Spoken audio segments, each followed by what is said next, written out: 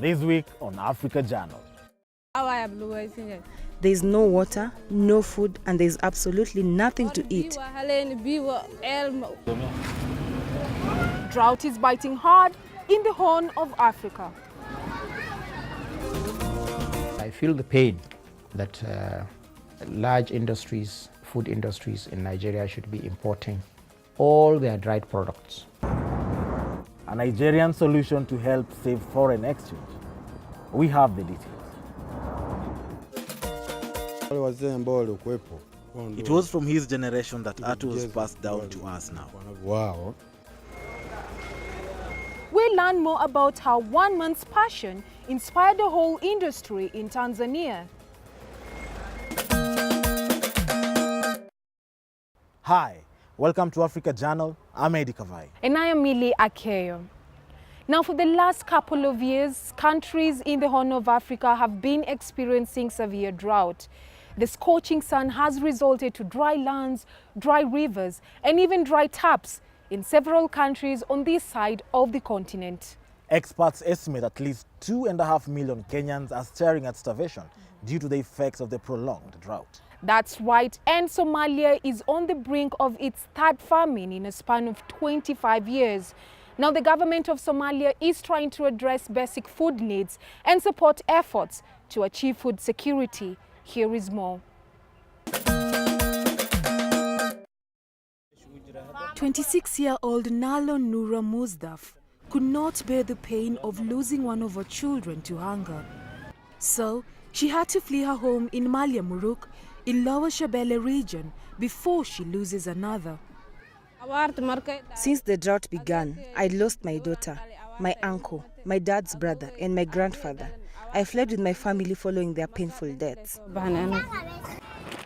The drought has impoverished Nalo and her husband, making them incapable of feeding their young ones. This is not the first time they have had to flee home. It was not like this in 2011. We had some water flowing in the river. But in this drought, there is no water, no food, and there is absolutely nothing to eat.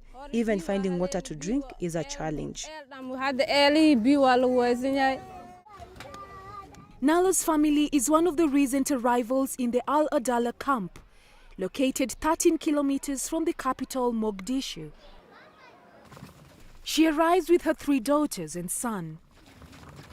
The cramped makeshift shelters made from wooden splinters and polypropylene bags continue to fill the empty spaces as the numbers of internally displaced persons continue to increase. Nalo and her family join over 1,000 displaced persons already living in the camp.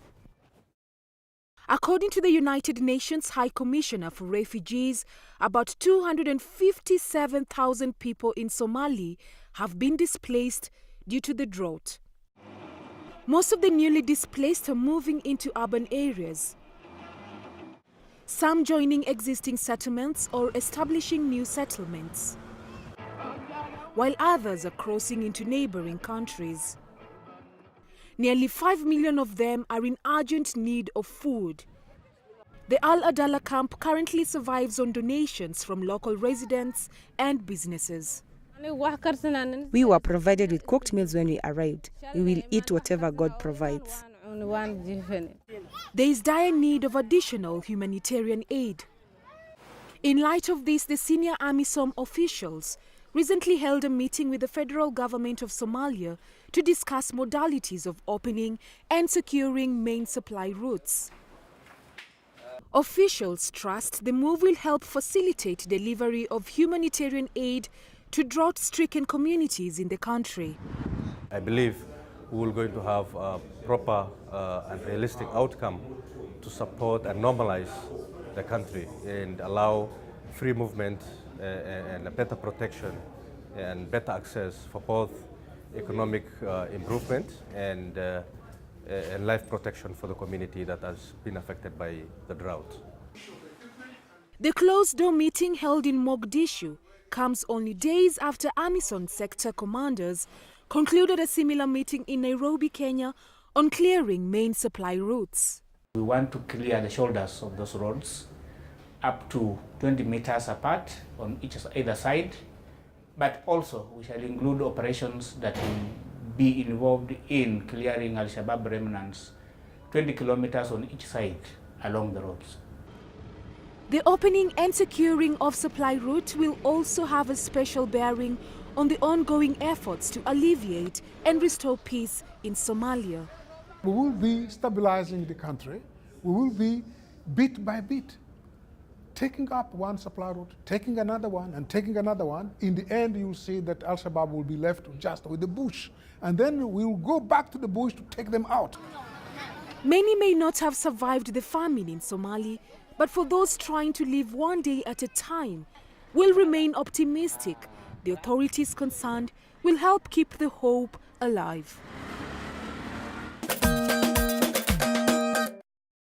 While the Horn of Africa has been suffering from the prolonged dry spell, the West has been tackling another food problem: how to reduce post-harvest loss. That's right, and I know we've been highlighting tomato farming in Nigeria for the last couple of weeks now, but I would just like to put this into perspective one more time.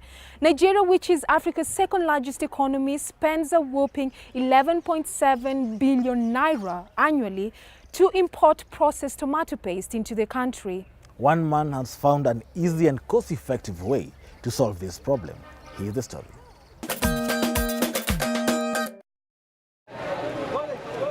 Tomatoes are a constant ingredient in various meals.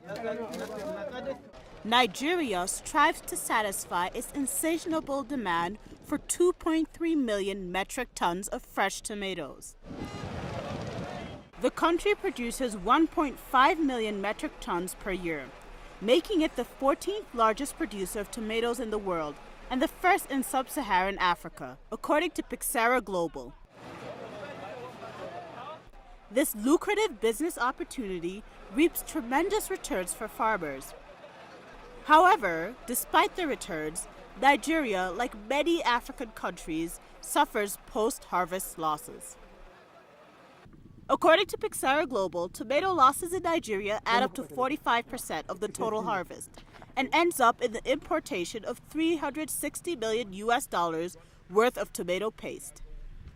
I also farm tomatoes, onions, vegetables generally. I know the losses that I incurred.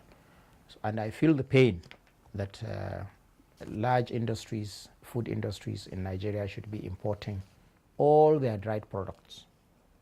All their dried vegetables are imported. Up to this day, I'm talking to you. For this reason, farmers opt to sun-dry the tomatoes by the road as to increase their shelf life. You can get them that have been dried by the roadside under the sun, but they will not pass that quality control test in the laboratory. And that was why we felt that there's a need, firstly, to tackle the challenge by the industries. Industries will most likely offtake in thousands of tons.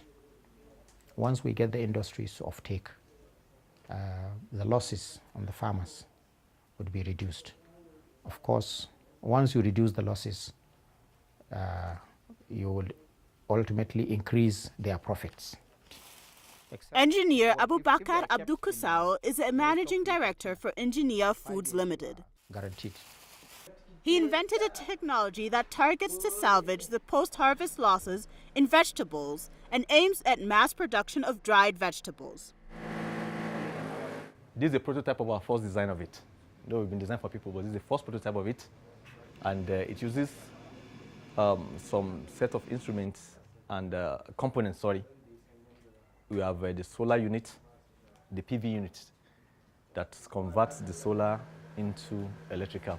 And the second is the thermal unit that extracts it from the sun in form of hot air and is injected into the dryer, which is uncirculated around to take excess moisture out of the fruit, whereby in the matter of some minutes and hours, with continuous flow of air and heat, the excess moisture stored in the product tends to reduce and go along the heat supplied. Located in Gusau, Zamfara State, northwestern Nigeria, Engineer Foods Limited uses solar dryers to dry agricultural products. have had tremendous successes. We've had excellent quality of drying, which has been testified by so many organizations that have visited us. So we dry tomatoes here, we dry onions, cabbage, carrots, green beans, name it, whatever it is. Mango is not yet in season, but as soon as it comes in season, we will start drying it. We are targeting elimination of post-harvest losses in vegetables, most especially tomatoes and onions. This technology, as he says, has a huge turnover in saving farm produce and increasing the shelf life, and certainly dries products in a more hygienic way without losing the contents. While the product is in the dryer, it doesn't lose its color, its taste, or smell. All these things are maintained, and it's just the moisture that is extracted out. It takes 24 hours to dry any agricultural product and then process it into various food ingredients. This is just 2 days. The locally manufactured solar-driven machines are one of a kind here in Nigeria, and the locals are embracing the technology already. Entrepreneurs have even started buying fresh vegetables. There's an entrepreneur in Abuja that bought cabbage in a large quantity and brought it to us to dry. We dried and shipped it back to her. To sunlight. This agri-engineer believes that with the help of technology, farmers will soon enjoy the fruits of their labor. I use cottage industries, small entrepreneurs. African solutions to African problems. I love this continent and its bright minds. Well, Eddie, you seem pretty excited about this, and I'm about to share with you more bright minds after this short break. So stay tuned, don't move, we'll be back with this and more. I really want African fabric to reach that highest value, so they see it not just as African fabric, they just call it fabric. These young Rwandans are giving the African fabric a global appeal. Flashy and... Welcome back to Africa Journal. I'm Eddy Kavai. And I am Millie Akeyo. Millie, well on break, I saw someone with a kitenge passing by, and I remembered your story on the Kitenge Festival in Kigali, Rwanda. Allow me to say, describe this sightseeing. Just allow me to say, describe this look or this stare you were doing. Like, was it a gent or a lady? It was a lady. Oh my God, Eddie, you just broke my heart on national TV. We just took a short break and I'm just standing next to you here, like, maintain the eye contact. I was just appreciating God's creation. Okay, fine. Anyway, Eddie just brought back the memories of the Kitenge Festival that I attended in Kigali about a month ago. And what we might have missed to point out is the fact that the Kitenge industry is not only reserved for women. Men are also finding a knack in designing wares using the fabric and taking it international. Take a look. The African continent houses some of the most eccentric, fresh and elite fashion and designs. From avant-garde patterns to chic colors. Young new designers are arising throughout Africa, including two very promising brands in Rwanda. Hakim Regan was 16 years old when he began to style his teenage friends in the United States. He was keen on studying skin tones and was able to figure out which colored patterns were the best fit for each. When I was in college, I used to style my friends, basketball players, hockey players, different kind of students that would represent the school. So I would help them choose the right shirt, the right pants and stuff like that. And from there, it just grew, and I just realized that I had, a skill for that particular part of fashion. He enrolled in a university to study communication, but rerouted to film production. He believes both work together to his advantage in designing. And How do you open this? when I make films and I direct them, I have to be able to create a persona, and that persona has to dress a certain way, has to be of a certain social class, and all that goes into the styling, which helped in my fashion. His clients became fond of his styling.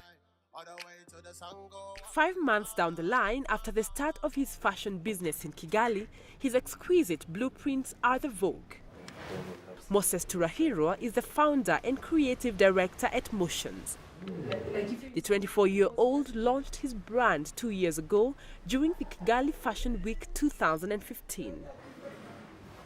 They specialize in bisbo outfits, custom-made designs and haute couture fashion for different events and artists. Moses didn't start out like Hakim, studying art.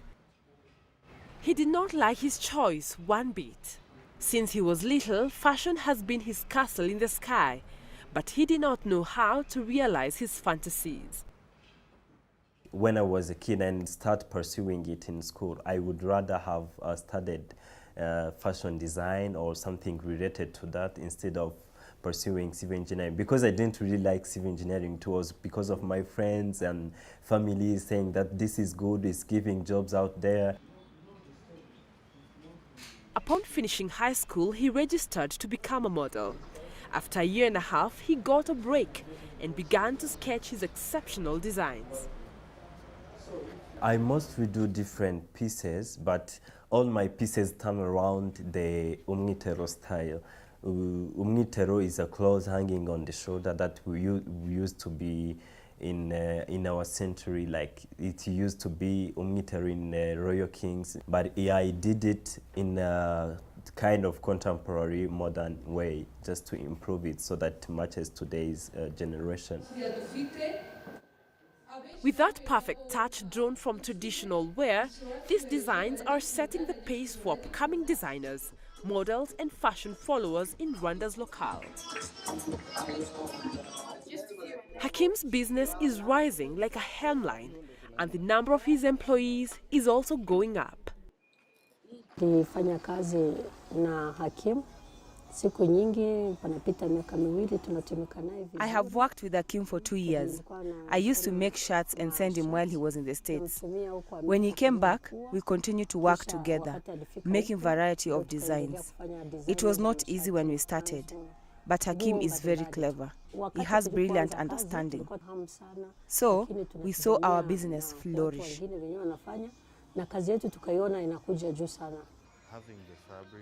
He's using his fashion fort to empower women and bring them to recognition. The genuine leather showing the strength. I really want African fabric to reach that highest value, so they see it not just as African fabric, they just call it fabric. Following his debut, Moses has been a fashion creative with a deeper focus on men's fashion.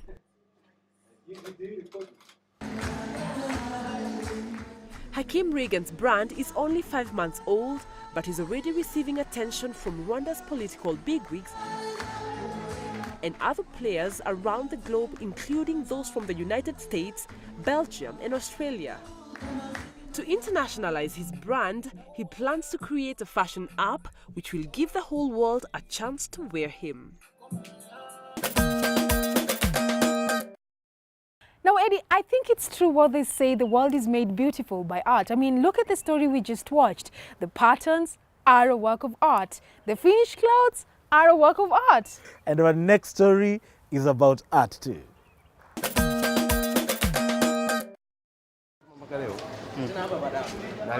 This is Tinga Tinga Art Cooperative Society in Oyster Bay. Located in the heart of Tanzania's biggest city, Dar es Salaam, the hub hosts a small group of professional artisans who came here to paint and sell their art. Ali Abdallah Wasir, however, paints a different picture for us. To him, this is more than an art center. It was from his generation that art was passed down to us now. It has been a long time since Saidi Tinga Tinga passed away, but due to his legacy, that I got to love this job, and that is why I joined this group, and I feel it is in my blood, and I have a feeling that one day I will become successful. Tingatinga died a long time, and some of us were even unfortunate not to see him. Kwa bahati mbaya sisi wengine hatukuweza kumuona. Mzee Tingatinga, as many referred to him, was a Tanzanian artist who came to Dar es Salaam in the 1960s, set up shop and began training his next of kin. As years rolled on, however, more and more people got interested and were trained into the artistry, making Oyster Bay a wellspring for most contemporary artisans in Tanzania. Sijawahi kuwa naye karibu sana, lakini ni mtu ambaye nimemfahamu kwa sababu mazingira ambayo. I never had a one-on-one with Tingatinga, but I have come to know him through his art. Tingatinga from the very beginning has been here doing his artwork. He has inspired a lot of artists after he became famous within and without the borders of Tanzania. Nje na ndani. It is from Tingatinga's skill-sharing spirit that has seen Maliombo train other young painters here in Dar es Salaam. Nasaidia vijana wana mabigina. I teach my classes here, especially beginners who want to join this profession. Let's say they have the talent, but don't know how to use the equipment. So I help boost them for free because they want to have income also. Stephen Kitumbo, one of Maliombo's students, has finally found a haven of hope in the center after a long search. Mwaka 2001 nilijiunga na ile CBP, Children Book Illustration. I joined CBP in the year 2001.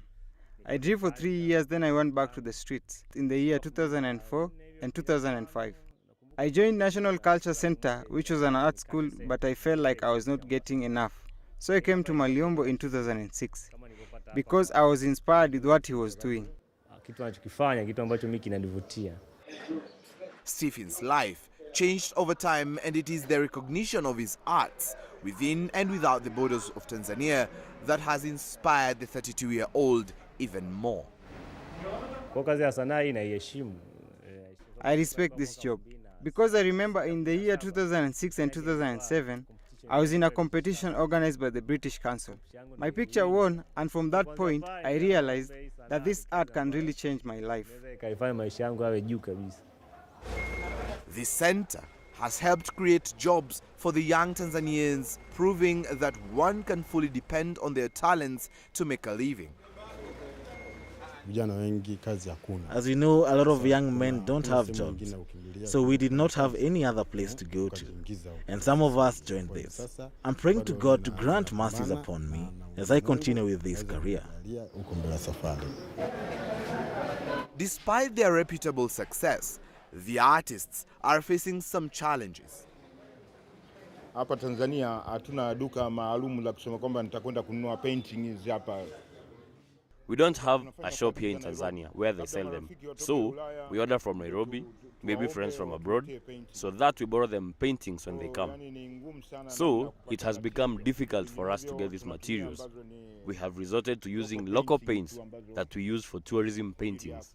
But when it comes to exhibitions, then I have no alternative but to order them from Nairobi, or I request my foreign clients to send them to me, especially tubes.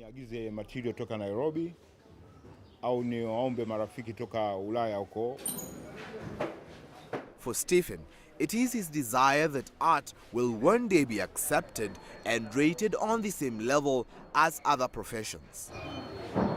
My future aspiration is that I will one day have students, form a classroom setup that will be strictly for art and art alone. Others might be teaching science and how to be a doctor, but for me, it will be about art.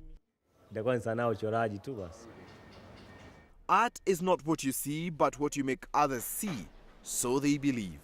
This group of artists hope that this will encourage other aspiring artists to embrace the art in Tanzania and Africa as a whole.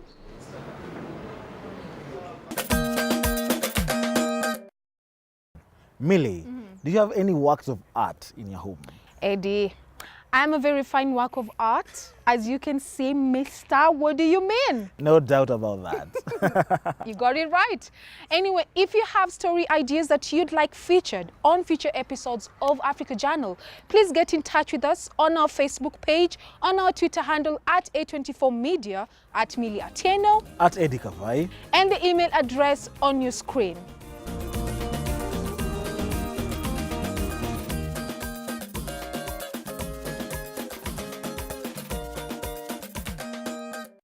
That's it for this week. Here's what's coming up next week.